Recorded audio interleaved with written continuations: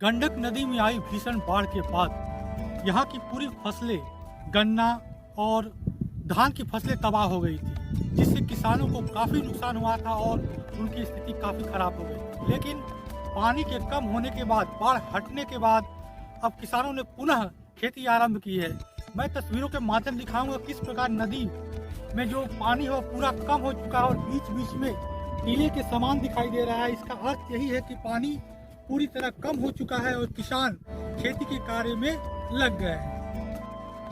जैसे मैं आपको बताना चाहूँगा कि यहाँ आलू के साथ साथ प्याज, सरसों आदि की खेती भी की जाती है, लेकिन सबसे बड़ी बात है कि यहाँ सब्जियों का उत्पादन सबसे अधिक होता है। यहाँ करेला, उसके बाद लौकी आदि की खेती भारी मात्रा में की जाती है, जिससे यहाँ के किसानों को लाभ होता है। लेकिन इसका एक और भी असर पड़ता है। जब बाजारों में ये सब्जियां उतारी जाती हैं तो उस समय सब्जियों का भाव काफ़ी गिर जाता है, जिससे किसानों को नुकसान तो होता है, लेकिन ग्राहकों को, सब्जी खरीदने वाले आम लोगों को इसका काफ़ी फायदा मिलता है।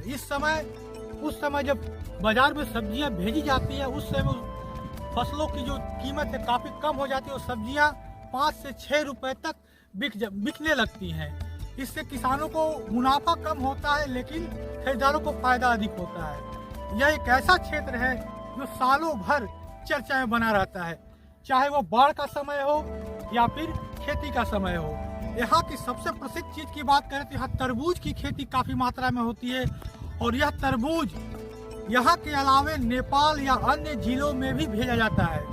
मैं तस्वीरों के माध्यम दिखाना चाहूँ किस प्रकार यहाँ बेड़े लगाकर तरबूज की खेती की गई है। इसके अलावा सब्जियों की खेती भी की है और किसान काफी परिश्रम करते हैं, काफी मेहनत करते हैं, तब जाकर यह फसल तैयार होता है। किसानों के पास और भी कई समस्याएं हैं। बाढ़ जैसी समस्याओं को झेलने के बाद उनके सामने उनके खेत को लेकर भी समस्याएं हैं। मैं तस्वीरों के माध्यम दिखाऊं किस प्रकार उनके खेत दिन प्रतिदिन गंडक नदी में विलीन होते जा रहे हैं। जैसा देखिए किस प्रकार यह दरारें पड़ी हुई हैं और यह दरार नदी में विलीन हो जाएगी, यह भूमि गिर के। और ऐसे कई एकड़ जमीन किसानों की नदियों में विलीन हो चुकी है, जिसको लेकर किसान काफी चिंतित है।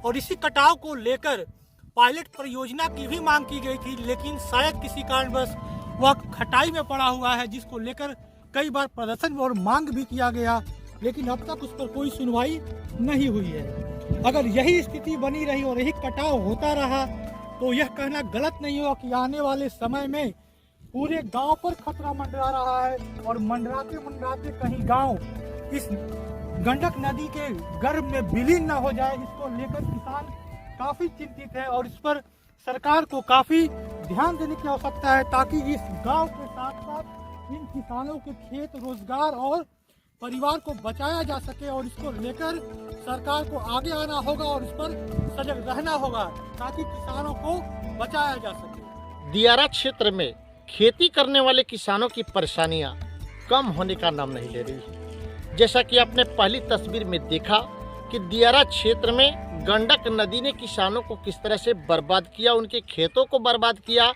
उनके फसलों को बर्बाद किया।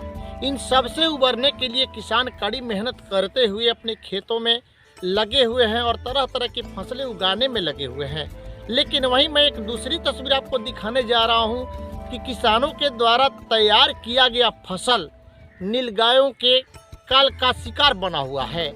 ये नीलगाय किसानों के द्वारा लगाए गए आलू, मटर, गेहूं आदि सभी फसलें सफा चट कर जा रहे हैं, जिससे किसानों की समस्या काफ़ी बढ़ गई है। मैं तस्वीरों के माध्यम से दिखाना चाहूँगा कि यहाँ पर किसानों के द्वारा किस प्रकार से ये जाल का बाड़ लगाया गया है और इसमें खंभा लगाकर बीच बीच में यह जाल पट्टी लगाया गया है, ताकि यहाँ अब आने वाले बाहरी जानवरों को रोका जा सके और अपनी फसलों को बचाया जा सके। और मैं एक और तस्वीर आपको दिखाना चाहूँगा, ठीक इसके भीतर किसानों के द्वारा यहाँ मटर के पौधे लगाए गए हैं और मेरे बगल में जैसा आप देख रहे हैं कि यहाँ पर लहसुन है, तो वहाँ पर खेसारी लगाया गया है, बगल में आलू के पौधे लगाए गए हैं, गेहूं के पौधे लगाए गए हैं।